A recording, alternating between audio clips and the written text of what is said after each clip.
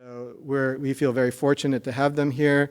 They've been doing this for many years and have projects all over the world. So we're glad that they've been able to work us into their schedule and come out and have a number of workshops here in our community. We'll have more in the future, activities with them as well, so look forward to that. So after we have the presentation from Fred, then we will move into the workshop exercise activity. This is your opportunity to really engage. We may ask you to move around a little bit. We're going to try to get at least 8 people per table, so we have a good energy and a variety of ideas at each table. And you'll notice there are maps at the table. We've basically, to have a scale where we can work, decided that the city needed to be divided up into 4 pieces, 4 quadrants. So we have sort of the southwest, southeast, central, and northern parts of the city on maps. So as you move around and you want to really focus on one of those 4 areas, look for the map that works for you.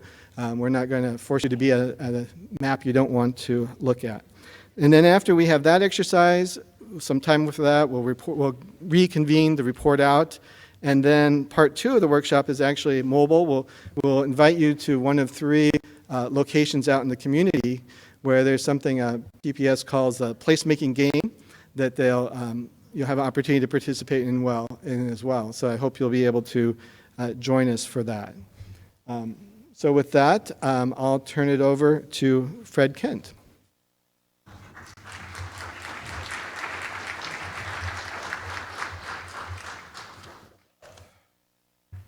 Well, this is a great moment. Let me get my machine on here. Does that work? We okay? And is this off? Shall I move that? Okay, so this is a big deal. It's a big deal for us, and I hope it's a big deal for you.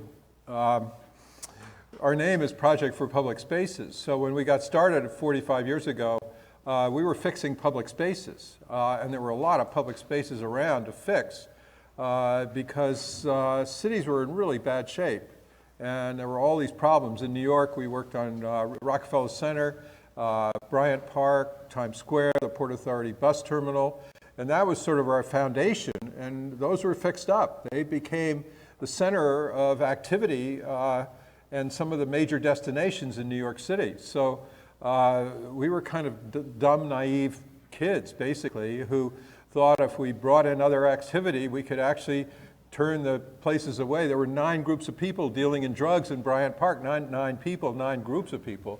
So we kind of were pioneers, you might say, and fortunately we were naive enough to think that we could do something pretty big, and we did it. It was sort of a very creative time for us, and it's just gotten more and more creative, as you'll learn. So this is a setup. We're going to give a presentation, and because our primary focus in our work, Kathy over here wrote a book called How to Turn a Place Around, and there were 11 principles, and the first principle is the community is the expert. So when we wrote that, it was a big relief because we were taken off the hook. You know, we always thought, you know, you needed experts to solve problems. Well, when we realized that the community was the expert, you're the problem solvers. She and I and other people probably, I've traveled over 5 million miles, you know, worked in lots of places. But once you realize that the community is the expert, you're free. You're free. You realize how much they know, and then every time we go and work on a project, we see this amazing brilliance in every community we've worked on, everywhere in the world. So our joy, you're the performers, we're going to watch you, and we're going to watch you perform. And within you and your tables is extraordinary talent. And once you realize how much you know, and then how much you realize what you want to have come out of this, you will become zealous nuts. So this is a breeding ground for zealous nuts. And there already are a lot of you. We know that already. And I'll describe who that is, who they are, but you'll see them. So you're creating a place, not just a design. You know, so you got to stop going to designers to solve your problem. You're the solution. The designer is a resource to you to help you facilitate your vision. We'll show you how that, you can't do it alone. You can see a lot just by observing. So you're gonna realize how much you observe. When you go into a place, you may not even be looking around, but you're feeling that place. You know why you're there, you know what you're doing, you know how you feel. And as you go into a place, the better the place is, the better you feel. And so those are the kind of feelings that you're gonna be more and more tuned into as you become observers. That's our whole life, is observing public spaces all over the world. And then the implementation, there's the lighter, quicker, cheaper. We don't know what you're going to end up with, and I would say you don't either. But what will happen, you'll be able to try things out, and then you'll get better and better. That if you make a mistake, that's fine.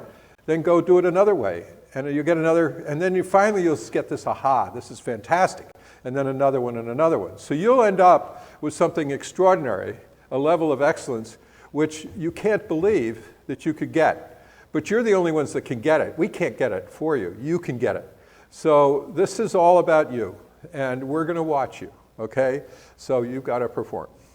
So, so what is placemaking? It's a community process. It's natural, organic process. It localizes. It's absolutely economic development, not just necessarily in financial terms, but in human terms, social terms, physical terms. It's on so many levels, economics. It's not just a dollars. It's a much bigger, think of economics as a bigger term. It's scaled to a neighborhood, to a street. And it creates social and place capital, and the outcomes are healthy, sustainable, viable communities. So this is my favorite slide, and it reminds me of Kurt, actually. If you all know him, did he leave? No, he's there. This guy is a zealous nut, okay? So if you think of architecture as frozen music and urban planning as composition, which they kind of are, this is a frozen building, but placemaking is improvisational street performance. And that's what you're doing, improvisation. You're trying to, through improvisational work, you're trying to figure out what is going to make this building come alive, what is going to make your museum, your library, your city hall, your street, your neighborhood come alive so that it becomes that sort of social place that you all want, and we see that's what everyone wants everywhere. It's just the idea of connecting with people, getting out of your houses into communities where you can be part of a bigger place.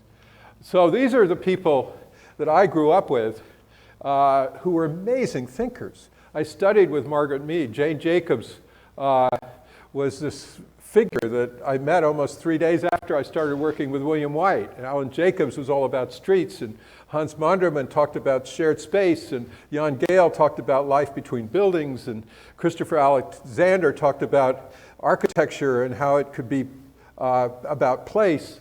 And Donald Appleyard talked about streets and how they could become more social places. So this was foundational and back in the 70s, and now people are beginning to embrace this idea again. I worked with this man, William White, who wrote The Social Life of Small Urban Spaces in The Last Landscape, and he used to go out, and I worked with him. We'd set up these time-lapse cameras, and he would always wear a suit on the tops of buildings or studying street life. It was amazing, and I never had lunch with him until later in his life, shortly before he died, because every day at lunchtime was the time to go out and observe people and learn from the activities on the street. He ran the Street Life Project, and so we were studying street life. And he was a great writer. I used to sit in the office next to where I was working, and he was a poet.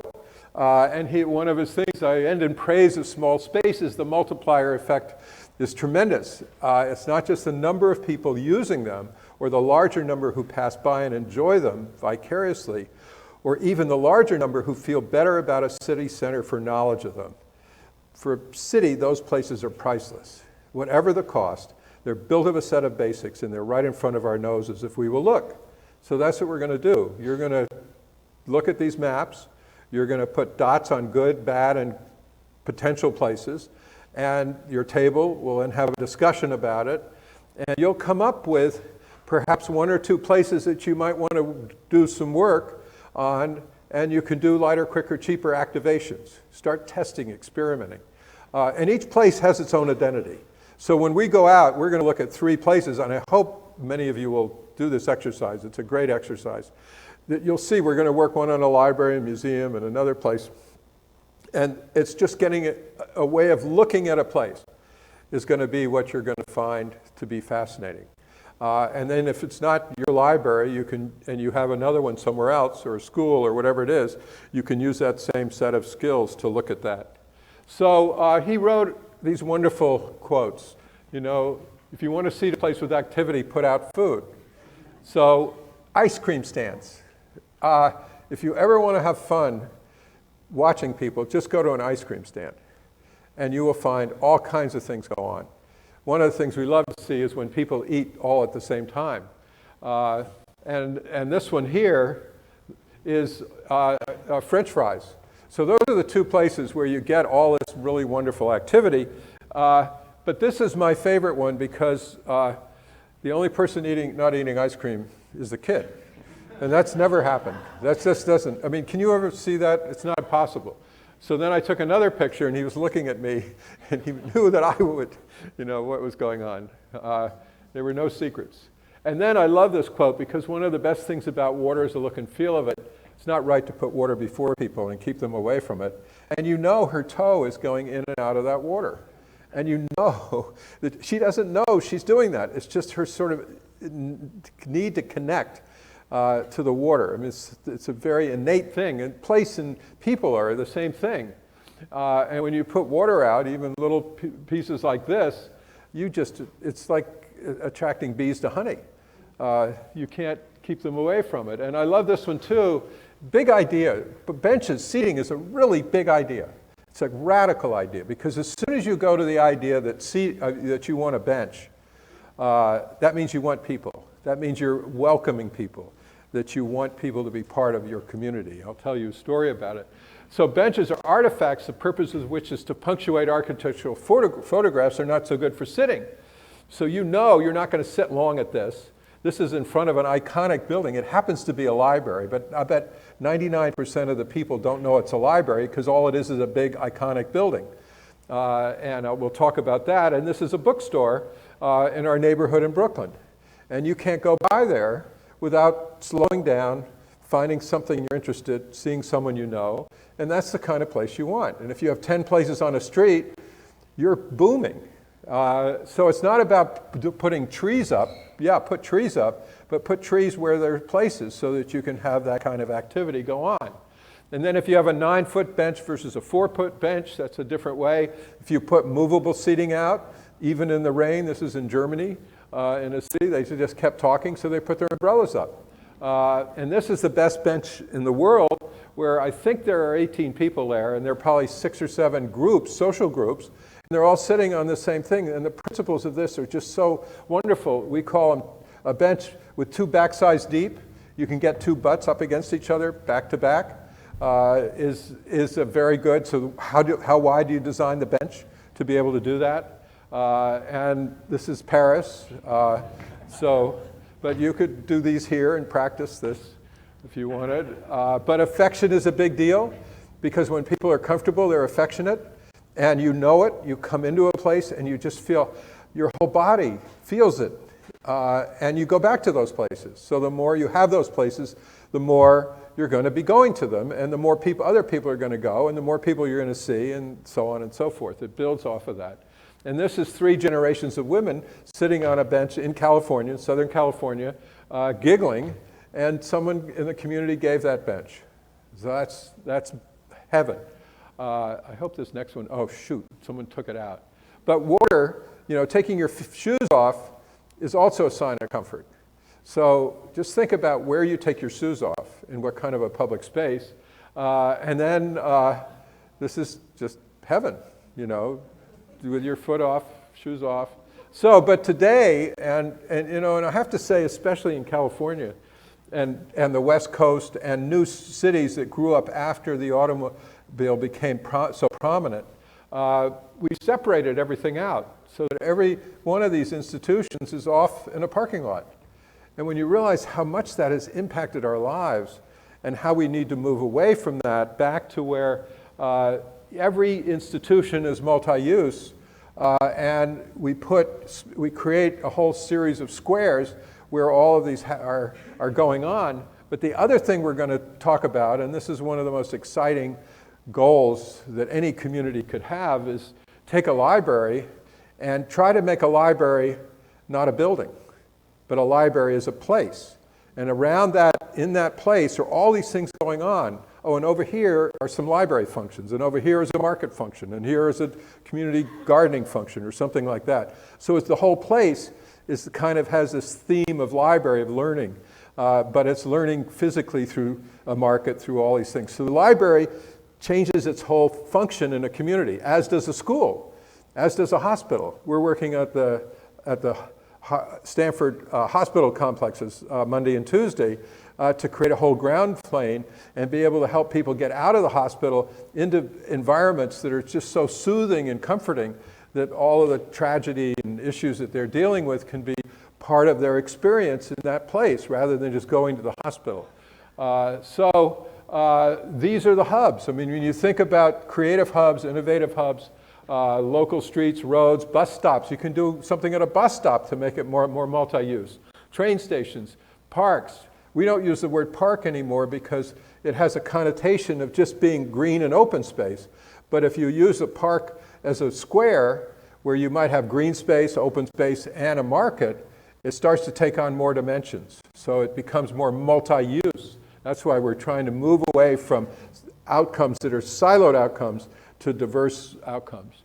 And you can go on to markets, libraries, civic buildings, schools, universities, and we'll show you some of these. So what we're saying is we have to turn everything upside down to get it right side up. And when you think about that, to get from inadequate to extraordinary is absolutely thrilling and truly exciting. Because once you realize how we've put ourselves into jail, the getting out of jail is where it's really, really exciting. Because it's the world in front of us is extraordinary. So, and it's hard. It's very hard to do that. So just a quickie on sort of place-led and design-led. This is just really dramatic. But this is Lincoln Center in New York. And there are a lot of examples all over the country of this. But all of this is all about design that is done by high design professionals. And what they deliver are, here's your seating area, which is on a raised area with some seating and some chairs and shade. And this is the restaurant, which you can get a few tables under it, but it's really about the green roof going to the ground. And then this is the water feature, which you really can't touch. So this is all look but don't touch. You really can't get engaged in this at all. And how many people can you actually sit there?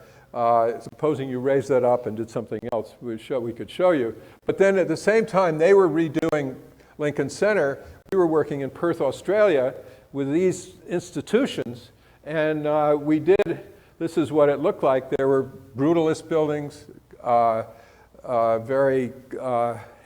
heritage buildings, and there was really virtually nothing going on in those spaces. So we did a activation plan, and we left, and we came back 2 years later, and this is what it was like before, and this is like what it was like after, before, and after, and after, before, and after, before, and after. So, and you know what was so wonderful about it is that they didn't do anything that was on the plan. They did better. That was what was so great about it, because they had done the plan, like you're going to do your plan. And then when we left, they took those ideas that we put on one particular, on a visual representation, a placemaking vision, and then they took it further. And so we came back, everything was much better than when we left, the ideas. And the people that did it were extraordinary people. They were the zealous nuts. So implementation. We're going to talk about the power of 10. We're going to talk about bringing inside out, like the library, the school, so that the buildings disappear and it's all about people and products. About lighter, quicker, cheaper. Lighter, quicker, cheaper is 1 to 4 months, is short term, and long term is 2 years. So you don't do anything longer than that. The city can do that with master plans and stuff, but really the placemaking, activation, community building, community shaping is done within a very short period of time. And you make it a movable feast, and you're never finished. You do this kind of crowdsource ideas. A lot of the technology that's been developed today is really helpful for doing this. So, power of 10. Just think of Santa Clara and the whole city, and if you put down what are the 10 best places in all of Santa Clara, and then each of the places, are there 10 places within it, and then as each place has 10 things to do. So in this case, this is Manhattan, and one of the destinations is Times Square, another is Washington Square, Bryant Park. This is Bryant Park, and Bryant Park is broken down into all of these sub-places, and each of those places has 10 things to do. So there's probably 500 things to do in Bryant Park. So it's getting to that level of things to do rather than what it looks like. You want to go to do something, you don't want to just go look at something. So Bryant Park, before when we were brought in to work on it, there were 9 groups of people dealing in drugs. This is a before and after, before and after. And then these are the destinations of which there were things to do in each of those destinations. So it's really been extraordinarily successful. And it's a place that draws people every day, year-round. It's a phenomenal experience, but there's a lot of others like that around the country that have taken this simple idea of place and placemaking, and this is a wintertime program. And now what we're going to do with you, this is in Midtown Atlanta, we're going to have you take a map like that. This is Midtown. It's probably as big as some of these areas. And we're going to ask you at your table to put yellow, green, and red dots. A red dot is for a bad place, a green dot is for a good one, and a yellow is one with a lot of potential. And you can put a green on a red or a red on a green. You can put a yellow.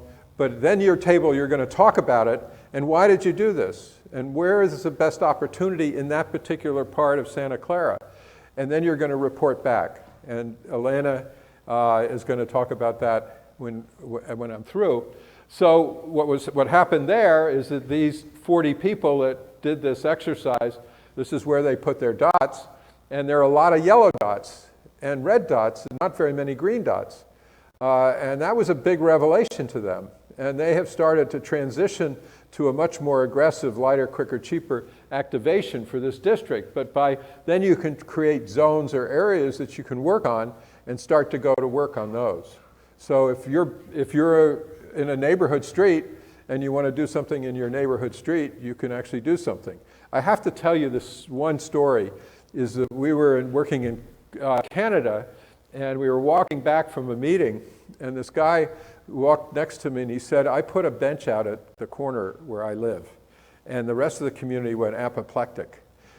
They didn't want to embrace people in that community. And it was for 2 or 3 weeks, people were just furious. And then someone else put a bench out. And that was a tipping point. So these are tough things to do. A bench makes a big statement. So think about being radical and do something that you aren't too comfortable with, and then see what other people might do to support that. So none of this is easy. So we've been working at Harvard, and this is Harvard up until 2 years ago for 350 years, and then all of a sudden put chairs out. And all of a sudden people came in to start using the chairs. And it changed the whole dynamic of Harvard from a pretty stuffy place to a much more embracing place. And then we've been working on this, and we broke it down into various places, and each place has a program of uses, and we implemented it. And now the main gathering place for the whole campus and the community. This is all lighter, quicker, cheaper activations with food trucks and amenities and games and things like that. So this is not impossible. And we don't know what we're going to end up with, because as you do this, all of a sudden other people come in and say, well, can I do this or can I do that? And that's what a square is all about. So as you lay the ground for this, you get amazing results. And we have a phrase, you can't know what you're going to end up with. And then Elena, who's in the back of the room, worked on this, was this museum. And this is the place game exercise. And this is breaking it down into different destinations and then figure out how to activate it. You've got a museum here. It's in a park. It could follow either any of these different processes to make it the community gathering place with the museum as part of it, and the park and the city hall. And so this was the vision, and then it was implemented. And it's become a major gathering place for the city. Not complicated, because it's all lighter, quicker, cheaper. And then all of a sudden it becomes a favored place, and the real estate industry is there bragging about being in that location. And then a library down in Florida is another one that Elena worked on. Here's the library, a pretty imposing piece of architecture. But you can soften it up a lot by adding layers of activity around it, and the building will disappear, and you can start doing much more outside, and that means you're doing more inside. So the whole place becomes a very dynamic, interactive place, and with food trucks and other things. And this is the one that really blew us away, working in Detroit. We've been working there for about 10 years, and this is the downtown of Detroit, and this is the area that we worked on, all of these different destinations. And this in 1917, this was Detroit. And what's so interesting about this is that all the buildings were alive. Today we do buildings where the architecture hits the ground, where there's no life in them. They're kind of hide everything that's inside. That's why we say bring things outside.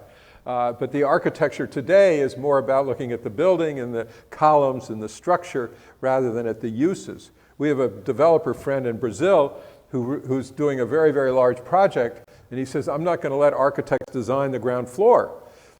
We need people who understand retail and public uses. And so when you open the ground floor of a building up, it begins to become public space. So you have your inside public space and your outside public space.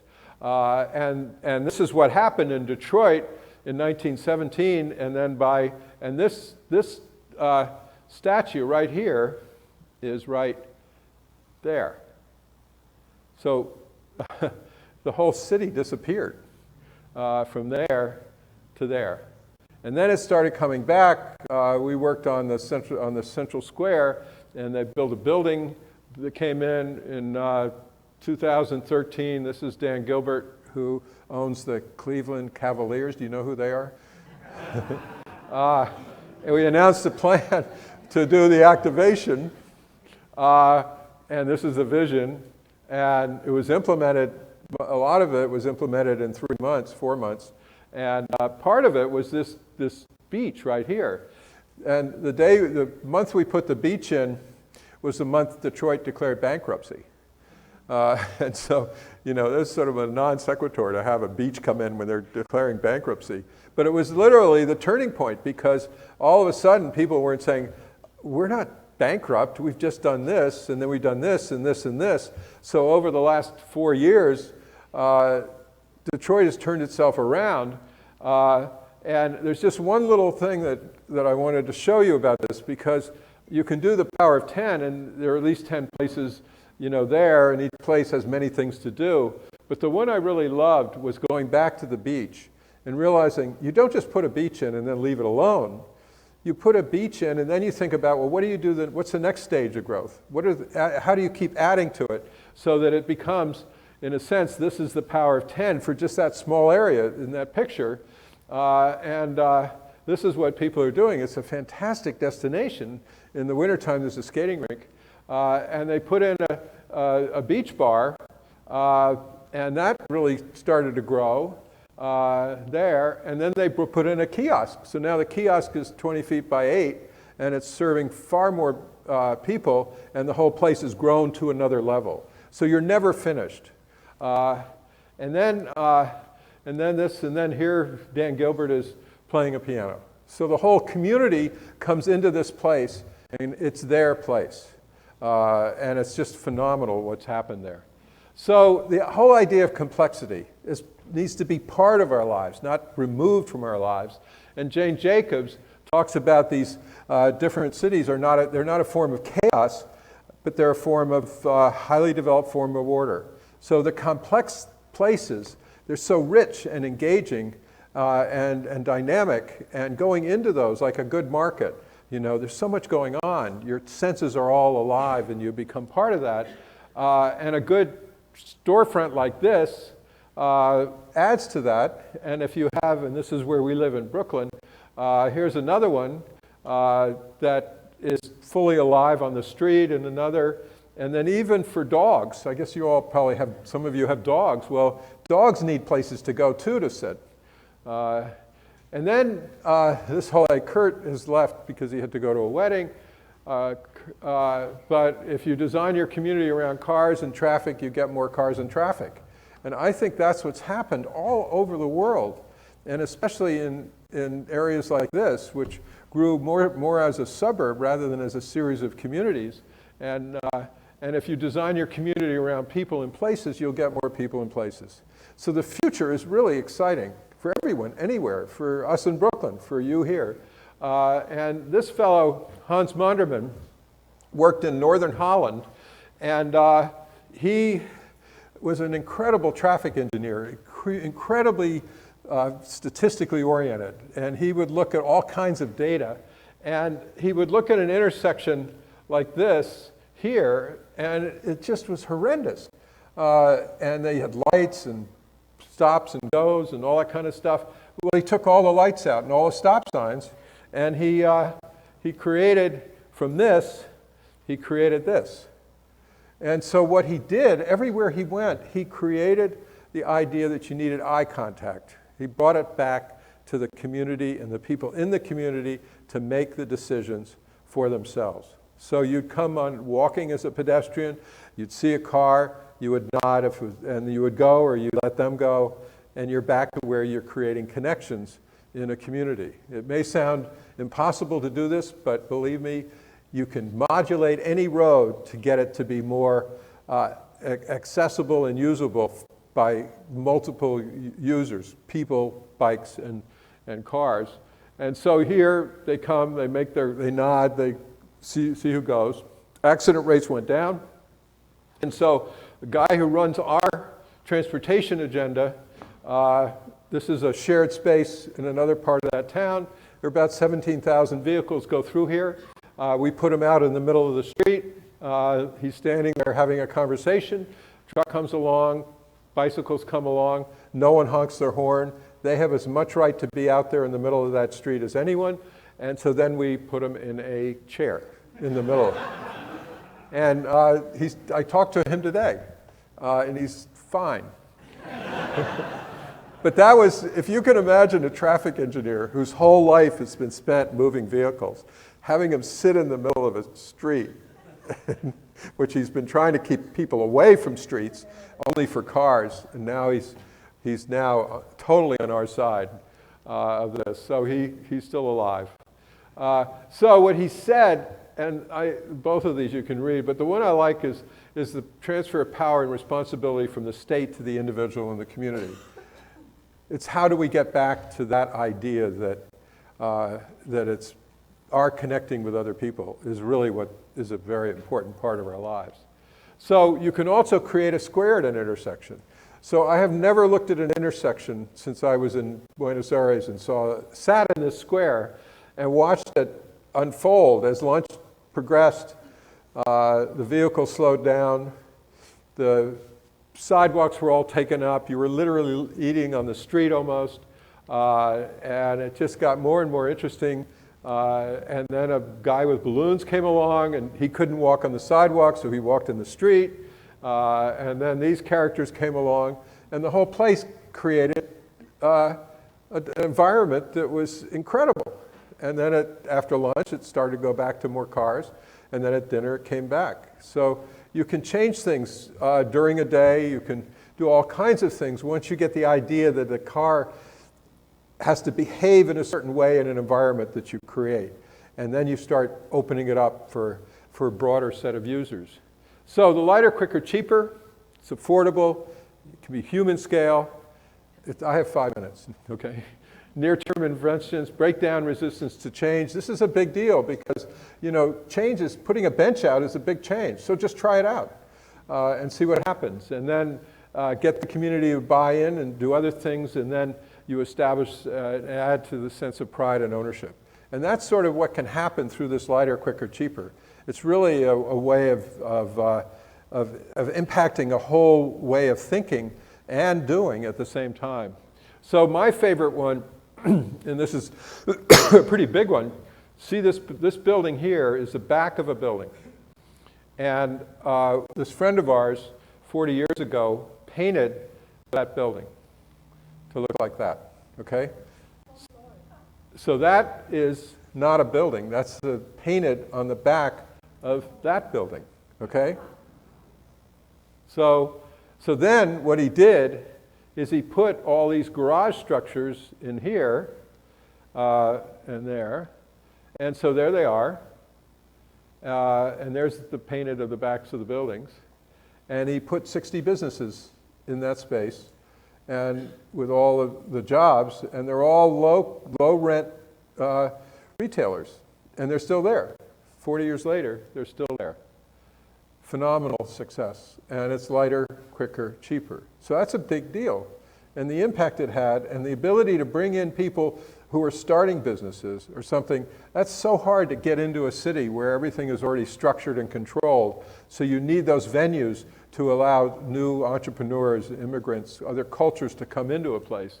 And this is another example that a partner of his did in Brooklyn, putting in containers, shade structures, Etsy, little pop-up stores, music.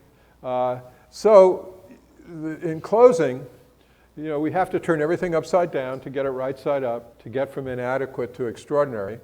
And I think you can see that there's a very, very bright future by thinking this way. And people will naturally glom onto this once you get progress. And you know, there's a lot of stuff you're probably already doing, but this could become a real movement, a transformation for your city. So the characteristics of a good public space are good places breed healthy activity. There's a lot of evidence now that we found about a good place, what it does for people's health, that people attract people. When you focus on place, you do everything differently. It takes many disciplines and skills and people to create a place. It takes a community to create a place. Amenities that make a place comfortable are critical, seating. You can't know what you're going to end up with, and if you think you have to, you're wrong. That's the most exciting part, is you do not know what's going to happen next. You all can have this PowerPoint, so you can take pictures too, but I mean, you don't need to. And then each place has its own identity, and then this is what really gets me.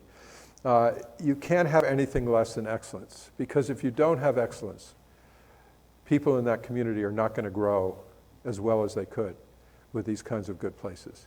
So this is absolutely fundamental to people's lives, to make the places that they can thrive in, that they can engage in, that they can be part of. That's what we all live for. And if we are not living in places that can't happen, we're taking away from our lives, and that's just that's not good. So it has to be a campaign. You know, you have to have vision, which is simple. You're going to do a vision here, and you communicate it, look for impediments, organize a strong team, attack complacency, do short-term wins, take on bigger challenges, and then connect change to people in your neighborhood. And so these are the people that you are or can become, it's not hard, are zealous nuts. And the zealous nuts are visionaries with a poorly developed sense of fear and no concept of the odds against them. They make the impossible happen.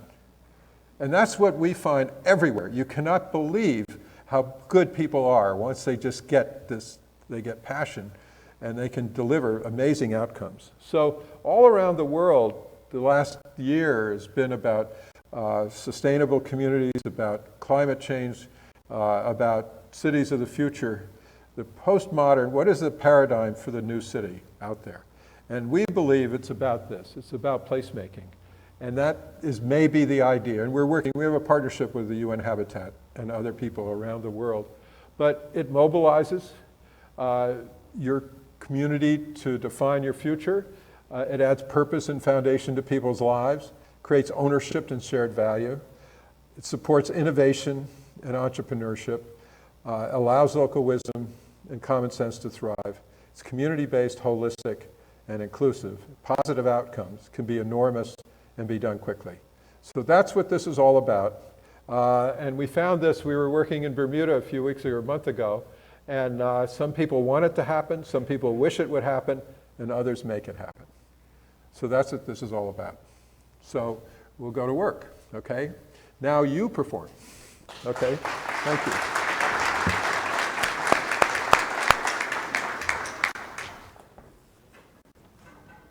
Good. Now we're going to do a dance. Yeah. Whoever controls the lights actually wants to bring them up in the room, that would be fine. Is this working? Oh, yes. All right. Well, thank you, everybody, and thank you, Fred. I hope you enjoyed this presentation. Do you know what you're going to do right now, or you have no idea? Yeah, that's what I'm guessing. So, we're very excited to have you here today. You are sitting at tables with a bunch of other people, and there's maps in front of you. So the first thing I'm going to do is ask you to look at the map and see if this is actually a part of Santa Clara you want to brainstorm about. So we've asked city staff to break the city down into 4 different areas. So there is southeast, southwest, north, and central.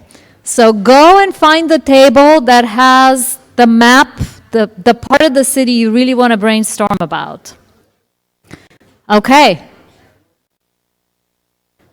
It's musical chairs. The music is going to end very soon. Imagine music going on. And we want full tables, so there are multiple copies of all these maps. So join your neighbors at one of the tables that already has some people at it. Okay. Did you find your tables?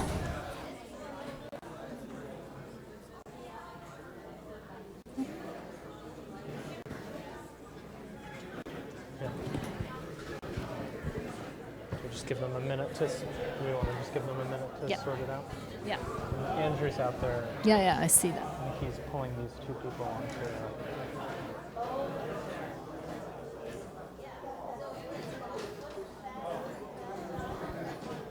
And the music is going to end now. So please take a seat at the table you've selected. If we can just keep your attention, guys, for 1 more minute, we just want to make sure you're clear on how the exercise works, and then you can go to it. Everybody's got a table? All right.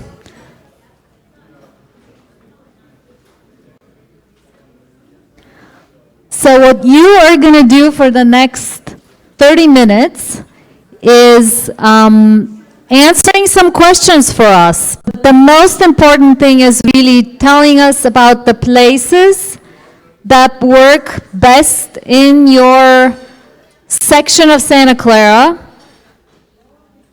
the places that you think have the most opportunity to become great places, again, looking at your map, and then the places that are the most problematic spaces. So on your tables, there should be enough questionnaires, and we really want you to go through the first 3 questions now.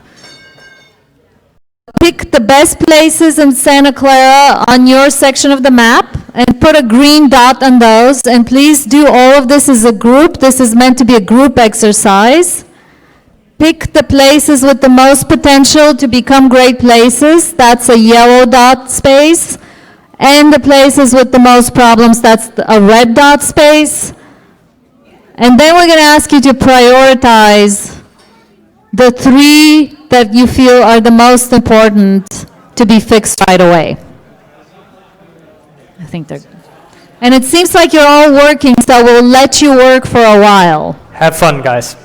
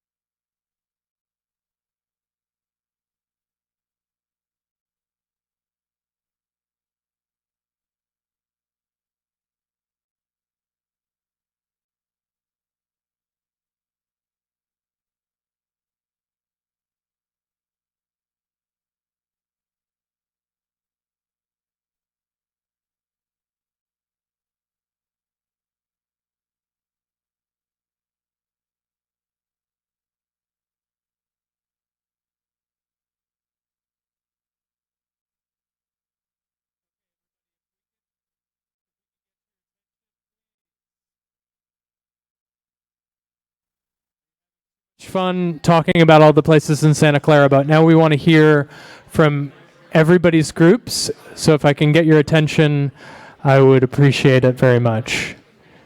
Please. I guarantee you that everybody's going to have more time when we're done here to keep talking, but we want to make sure that each group gets 3 minutes to tell us the absolute highlights of what they found in their site. And we're going to start right now with the group that was looking at the part of the city that's north of the Central Expressway. So take it away, Kevin. Good afternoon. I'm Kevin Crave.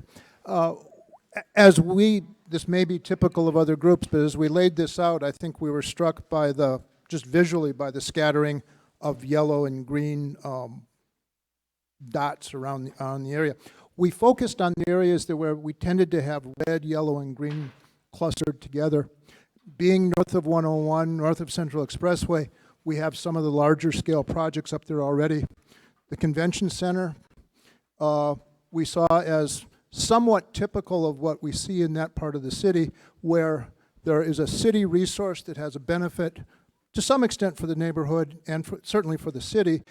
Sometimes it has the potential of being at the expense of the immediate neighborhood, that it creates problems as well as provides services. Next, the stadium. That's certainly the case at the stadium, that it is a blessing in some respects and a curse in others. We then looked at something that's more specifically neighborhood, the Montague neighborhood south of Montague Avenue, where we have a city park, a school, and a swimming facility side by side. It's a neighborhood that's traditionally underserved, feels detached from the city, not well served by services. There's a former fire station across the street. One of the problems on this site in terms of adding services, be they commercial stopping points, Starbucks, something like that, or community-based facilities, one of the problems identified was a lack of parking. There is some land there that the city already owns that could be used for that. There was also talk about low-income housing, and again, there is city land that could be used for that kind of development. And then finally, the Mercado Center / Mission College, number of services there that are appreciated. Not much in terms of event planning or community events, commercial events that could potentially take place in quite a bit of open space that exists there. One of the problems that's identified there is parking, and it was noted that there's very little collaboration between the college and its commercial neighbors in terms of sharing that, because oftentimes their needs occur at different times of the day and different times of the week, and that there could well be benefit from better sharing of resources in that. That's about as far as we got. Fantastic. Thank you very much. Okay, and our first group is a model of how long you have to present. They did that in 2 minutes and 30 seconds, so try and stick to that. And here comes our next group. Okay, we're looking at the area, I'm not sure what this is called, south of El Camino and west of San Tomas Expressway, kind of the center of the city around Homestead and San Tomas. So I think we actually, as we kind of talked, we had a hard time finding green places where we put green things that were really good right now. I mean, we have, in our areas, the Central Park and the library, so there's a lot of stuff going on at the library, and we have events, you know, at Central Park. But in general, it seemed like even a lot of our public open spaces were kind of one-dimensional. So we had a much easier time finding places that had potential. Like the Wilson School, I mean, is used, you know, off and on for a lot of activities, but, you know, has a lot of potential. We looked at the cemeteries, which, you know, there's a lot of space there and it's quiet. So it seems like there's a lot of potential. The Barrack, which is, you know, a Barrack property, which is still, you know, part of that is undergoing planning. Saratoga Creek and San Tomas Aquino Creek Trail. Remember, right now that's a trail, and it gets a lot of use by bicycles. But, you know, there's not a lot of, I mean, you could envision something where there were stops and things to do along the way. So that seems like that has a lot of potential. We listed several park sites like Henry Schmidt, Maywood Park, and Jenny Strand Park that just seemed like they had potential. I mean, right now they're in use as parks, you know, barbecues, family things, but it just does seem, especially during the week, that there would be a lot more potential for activities and things in those sites. Just to quickly look at maybe some of the issues that we had. Cemeteries are quiet. I mean, I don't know if we were asked these things, but just in general, food opportunities in Santa Clara are lousy. Although we have some, I mean, again, there's wonderful places, but, you know, compared to neighboring towns, we're substandard. We have, actually, when you look at these maps, there's a lot of public places, but they're often sort of one-dimensional. Just seems like we could do a lot more with the space that we have. Again, we have some cultural activities, but it just seems like there could be a lot more. Same with artistic and those types of things. Compared to neighboring cities, it seems like we're a little bit below par. We have a lot of strip malls, though, and that's good. Okay, so you're going to end on one positive note, and then you'll be done. Yeah, that's right. Lots of strip malls. Thank you very much. Group number 2. Here we go. We have the same area, so basically it's from the University West. We identified a lot of hybrid sites as well. So primarily the one we really focused on was the whole Central Park area as it redevelops all the way past Kiley, using the Saratoga Creek really as a red point that can be red and green, and how do we get the library to open up to the park, swim center, what happens there. We have a lot of red and greens, and we also put, yes, the cemetery. Down in LA, they use movies actually at one of the cemeteries. No, it's actually, they get like thousands of people there, believe it or not. Food trucks and everything. But there's a lot of yellow spots. And so the yellow-green spots were focused mainly around schools. As he mentioned, the one-dimensional things, whether it's the golf course, whether it's some of the shopping centers, how we activate maybe the university campus so people that aren't university students can come in here. We focused a lot of yellow over to the red as it ties to existing development and plans. So the whole barrack site and the seniors up above there a little bit more, what's going to happen there? How do we create corridors of people walking?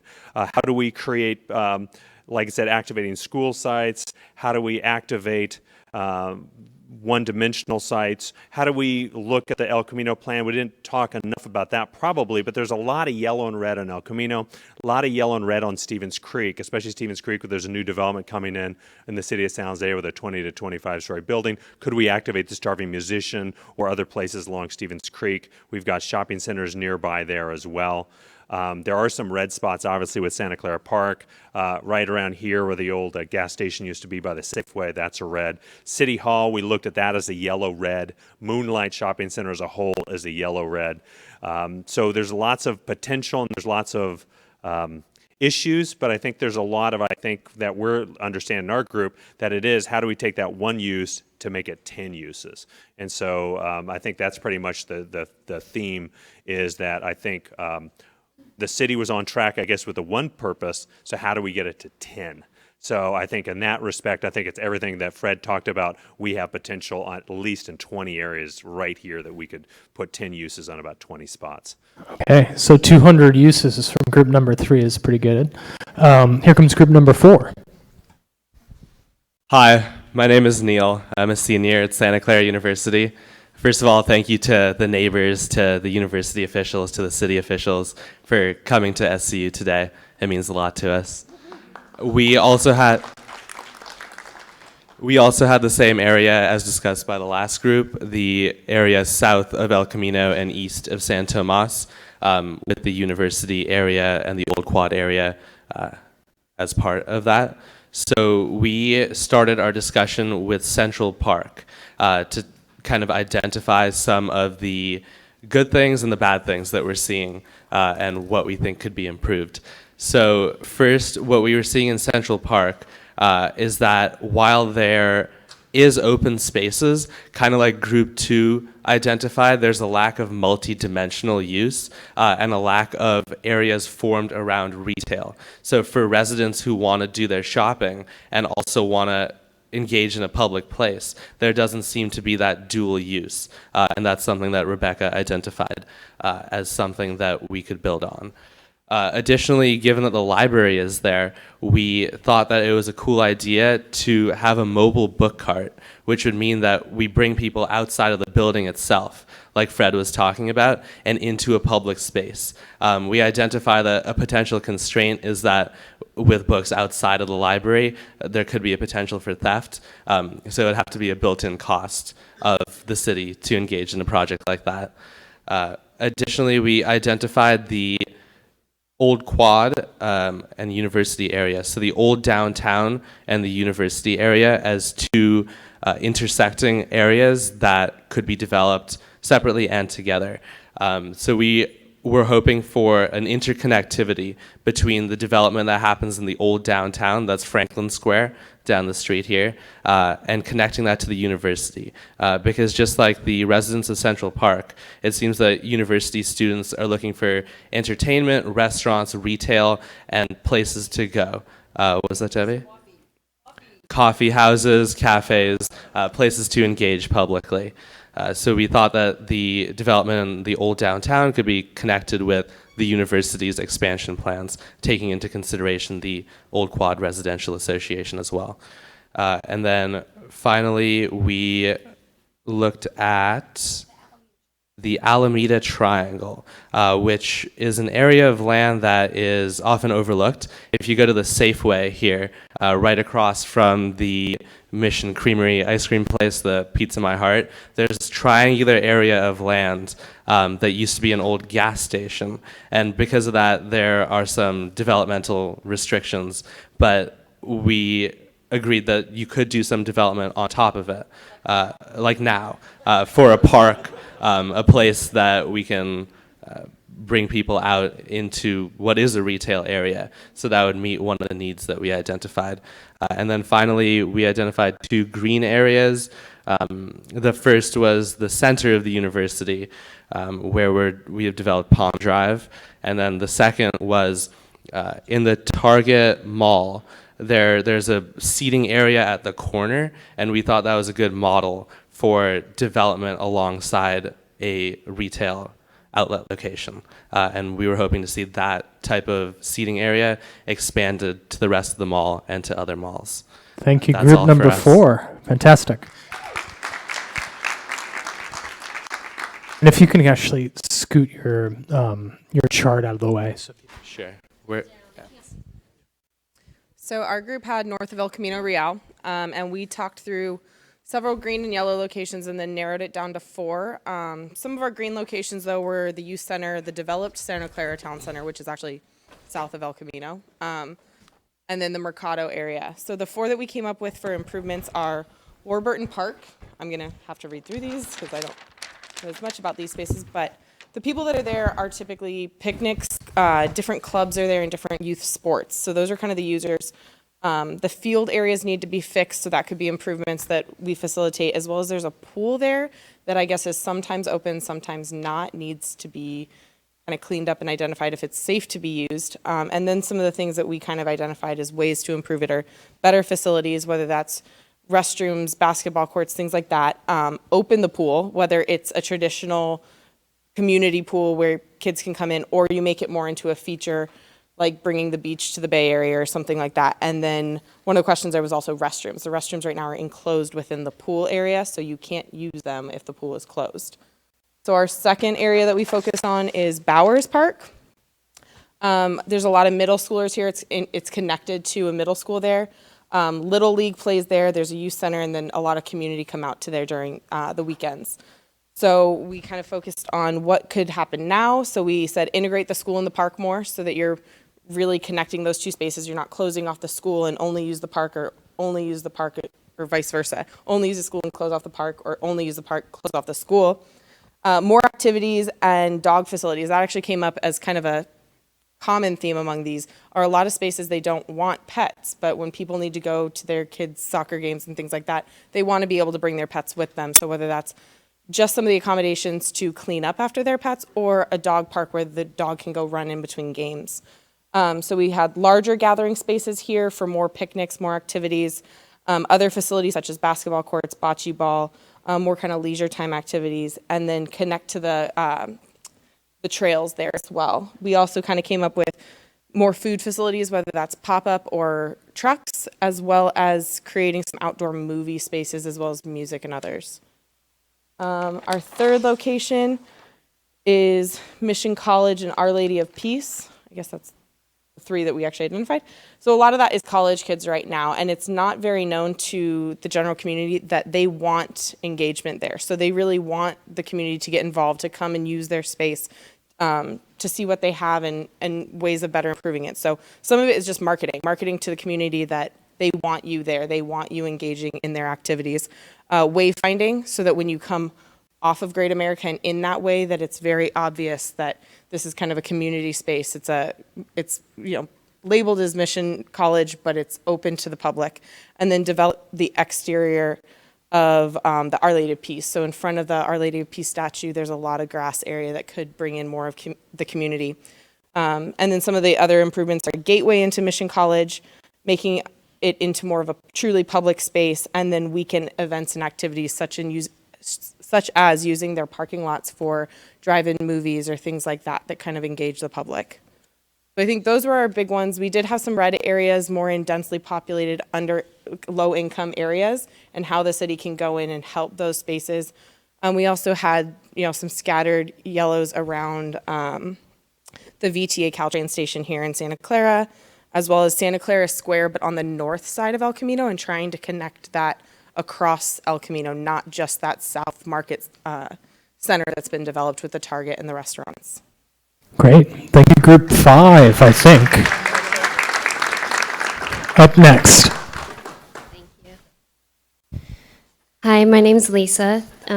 I live in the neighborhood considered Old Quad, and I also work at Santa Clara University. So thank you for bringing this to our neighborhood.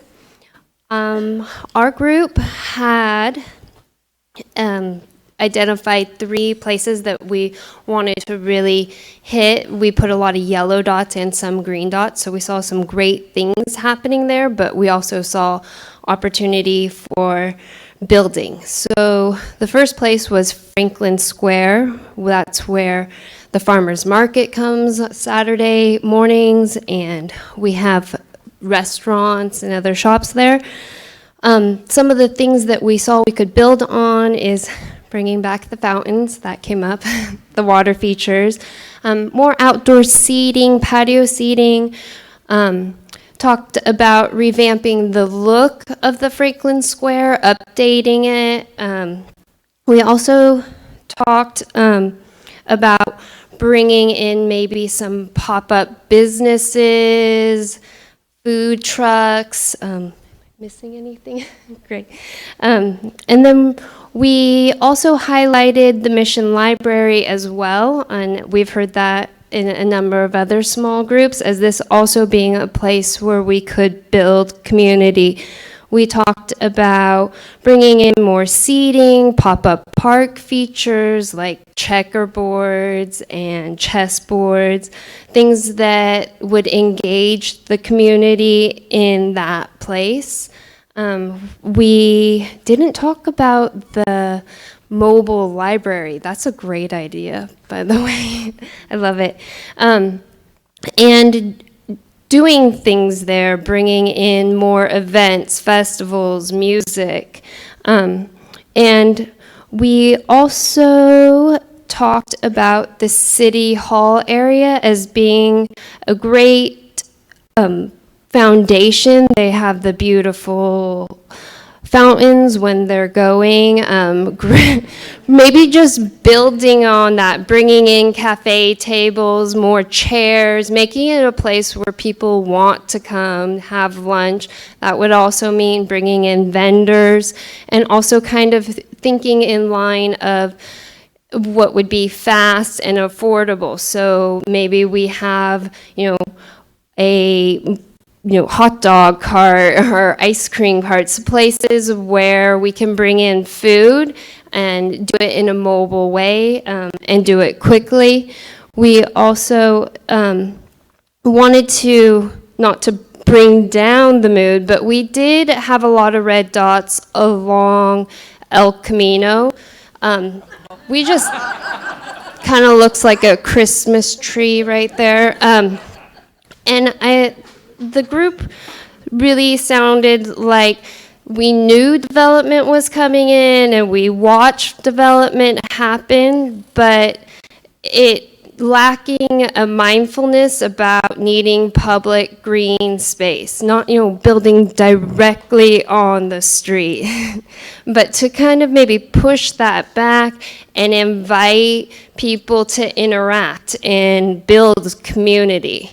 So I think that wraps us up. Fantastic. Thank you. Okay. Here comes the next group. Good afternoon. My name is Deborah, and I actually grew up here in Santa Clara, and I've seen a lot of the changes. One of the things that this table really agreed with that table over there is the lack of green space, the lack of nature trails. Santa Clara really is sorely lacking in that, and I can tell you they've been lacking in it for a very long time. So hopefully we can address that. So the area that we had was south of El Camino, basically between San Tomas and Lawrence Expressways. And two of the things that really came up a lot was the creek, Saratoga Creek and Calabasas Creek. We want to see wildlife type, corridors in that area. However, we also want to see events where people can gather and have fun. And right now, what I keep hearing is that those trails primarily are for bicycle rides now, right? But we want to get other people out there walking.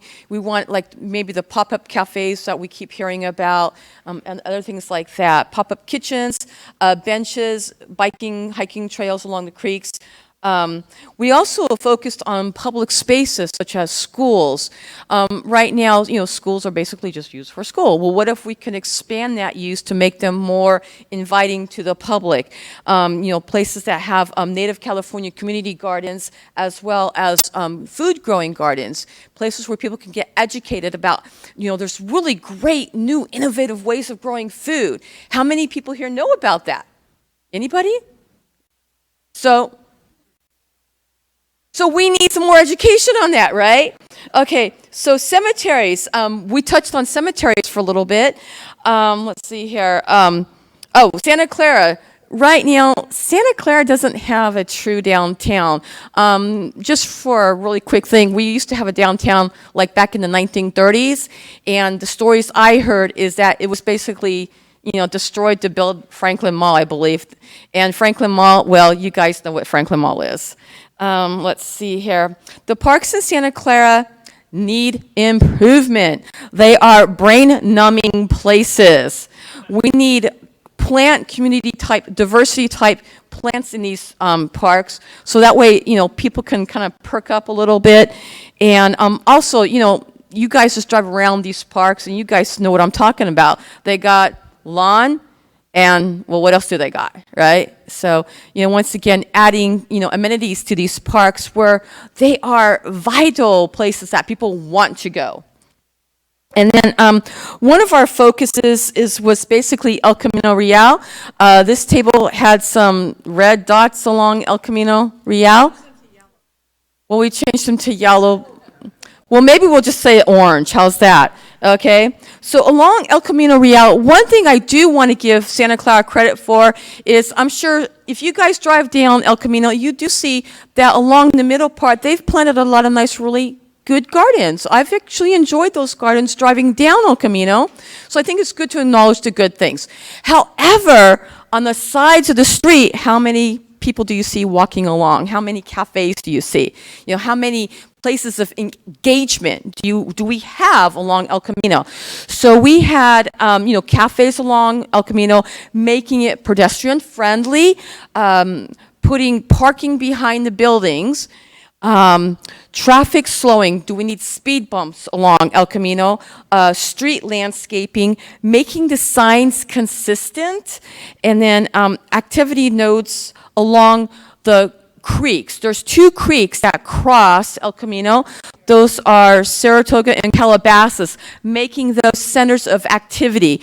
And then our hope is that once you make those nodes centers of activity, we can expand on those activity to hopefully include all of El Camino. Of course, you start with small, but then I think it would be great to go from maybe Lawrence all the way to San Tomas or even Lafayette, right?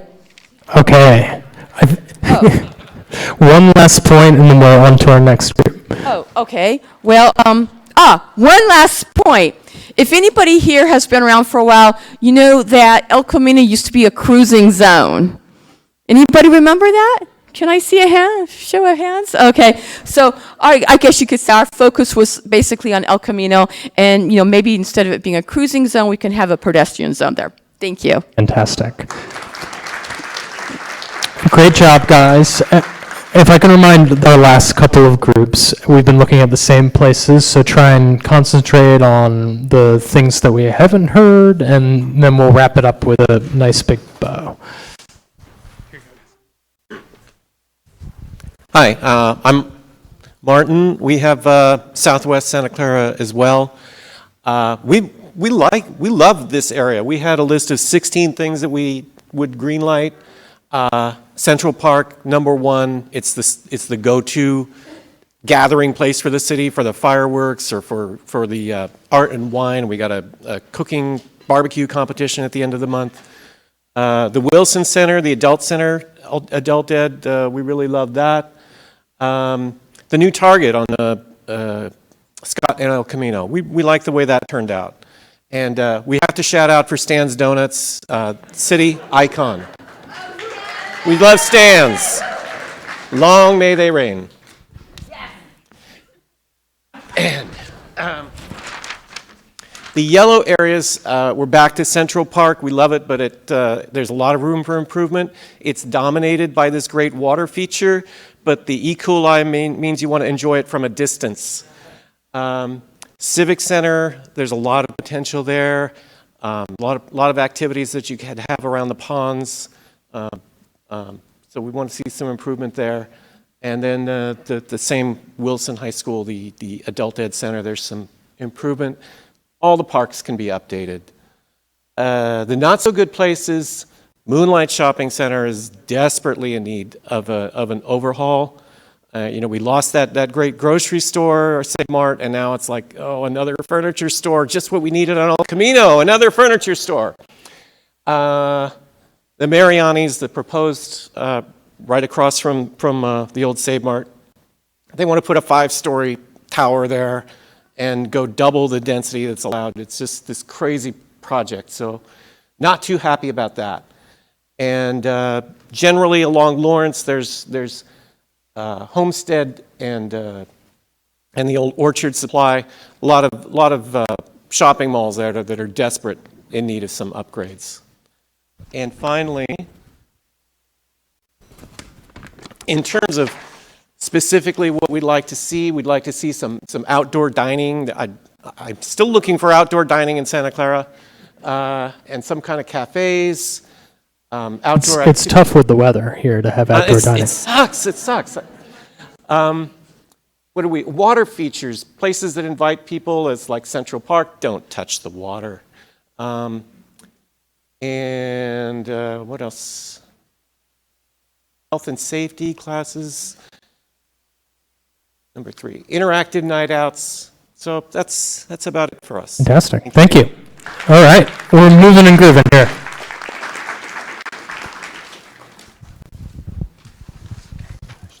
I think we have another of the same spots. This is El Camino, south of El Camino and west of San Tomas. And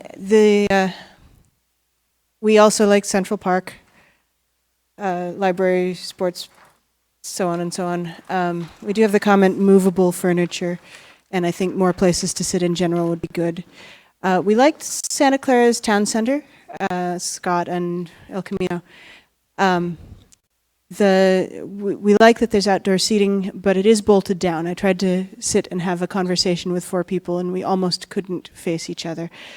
To me, there's too much parking lot, a little too much litter, and not enough people, not really a bicycle or pedestrian friendly place. It's very much a car place.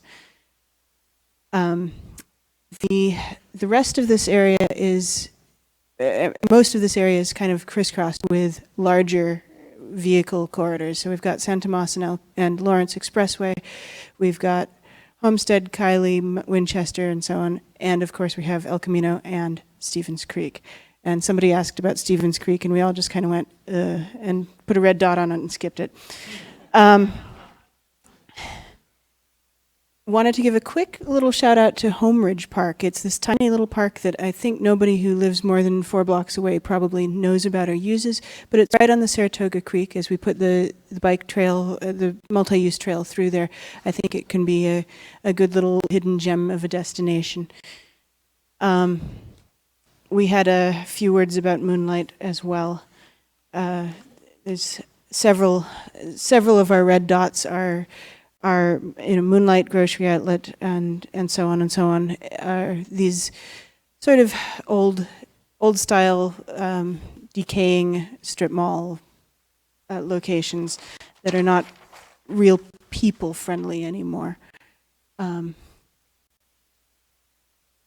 So in terms of suggestions, move some of the shopping center uses, especially more to the frontage, so that it's not, shopping is behind a pile of parking, but they're out there, they're on the street itself. Outdoor seating, shade would be a good one. Nobody wants to hang out in a parking lot here in summer. Think about how you get there without a car, or what you get when you get out of a car when you get there. And we had a few thoughts about the library in particular. I've heard some other groups saying about, bring the books outside. Well, we have books outside. The Friends of the Library does a monthly book sale. The library has a cafe. So could the library cafe come out and join the book sale stuff on the patio once a month? We are getting a bookmobile that can show up at events, and I would love to see more of the library programs happen outdoors. So we have some art going on, that could definitely tie in with some of the nature in Central Park. And the summer reading programs also happen in Central Park, and I would love to see more of that. I would love to see more of a connection between the library and the park that it's in. All right. We're down to our last 2 groups, people, so keep the energy up, and here we go. Okay, so I'm almost next to last, I guess. So we did south of El Camino and east. So I think everyone heard about the same thing, so I'm not going to go over all the 3 or 4 pages we have. The best that we saw, although again everyone's saying it's one-dimensional, is this Central Park was great for when they had the events. We thought this university had a very open, inviting environment, and it was great for people, mostly for the campus students, but it's great if you ever walk through it. It's a fantastic university. And then also the Target Center. We thought that had an open, inviting, especially in the corner area where the Mission Grill is in that area. So, and then the highlight I think I should focus on is Franklin Mall area. We have the farmers market, which is great. It's not very, it's just once a week, and we could have more events there. Also, we think the area on the corner of Homestead and Lafayette is a real eyesore. They're a big building there. No one's using it. It's ugly looking. And it'd be more inviting if for the students, they had more coffee areas in that area. There's the Togos, and but there's better uses of that area, we think. And then the rest, I think, was covered by other people, so I don't think I want to go over that again and again. Oh, well, one additional highlight was the senior center was very inviting, but not too many people are going to. There's a grassy park area next, and so that would be something we could enhance on readily.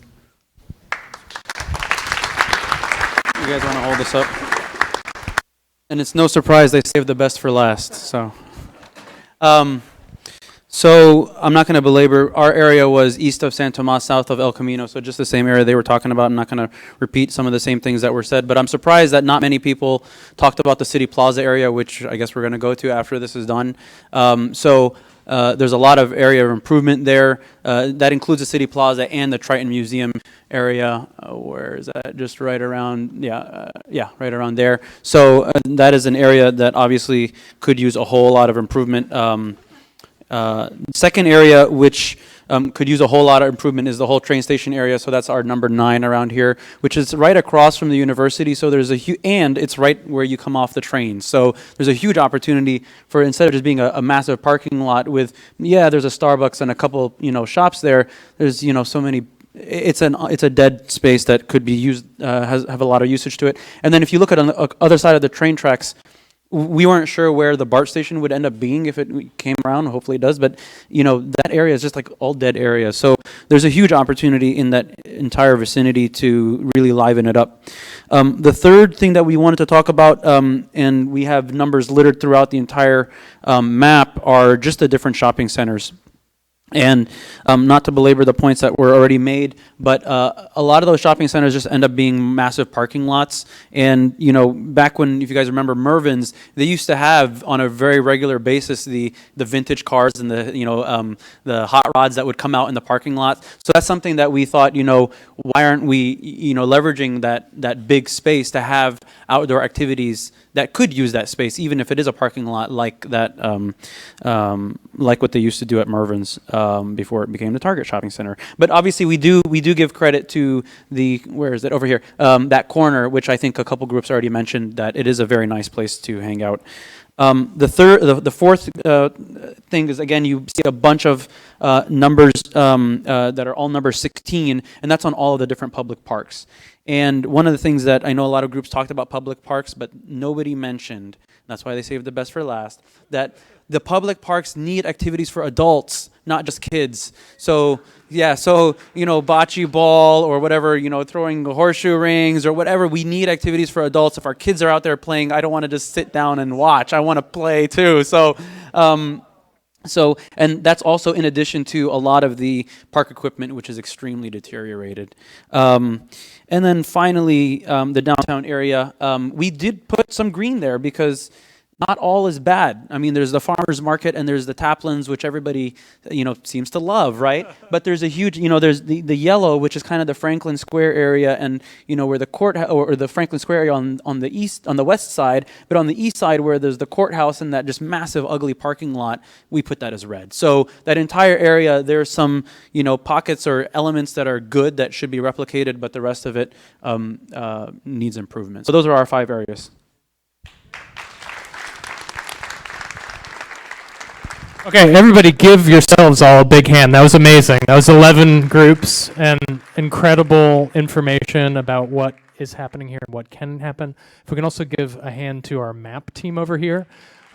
These guys have been putting dots on composite maps of everything together, so I invite you to kind of take a look and see how all of this layered on top of each other. We are over time, but I'm going to hand it over to Fred for 1 minute. Fred, is your mic on? No, you got to turn it on. Just to summarize this, and then we're going to have Andrew come back up and talk to us about the next part of the activity. I hope that all of you can stay around for it. We're going to go to 3 sites that we already pre-selected and show you what it's like to take some of these opportunity spaces and drill down and talk at the place level about what could possibly happen there and what could happen there quickly. So, Fred? Yeah, okay. So, see, the community is the expert. And watching your expertise in each group sort of unfold and come up with some really salient points of what you could do, it clearly is a series of agendas that could be taken on very quickly, and lighter, quicker, cheaper kind of activations could happen. And once you get the ball rolling with this wonderful city council that you have, we went around in a car with 3 of you amazing people. I was in there just being blown away by all you showed us.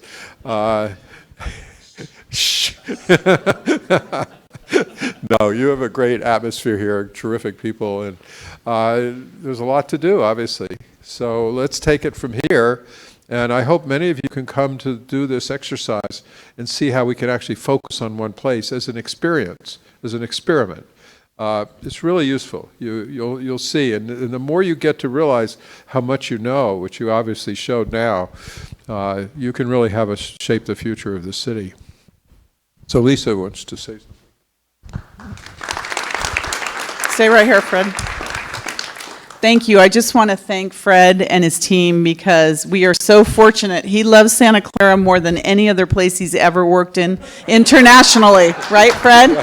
Right? So he's our new Santa Claran. But what I really liked about it is as the teams were each describing how they vision the area, I was getting very competitive, like, oh, why didn't we think of that? And we should be doing that there. I think there's so much knowledge in the city and so many creative people. I think together we can make some really great places. And I know as we're looking at development going forward, I think carrying this concept into what we do in the future and making these public spaces the anchor tenants of any development that we look at is something that I really like to encourage and focus on in terms of our city council.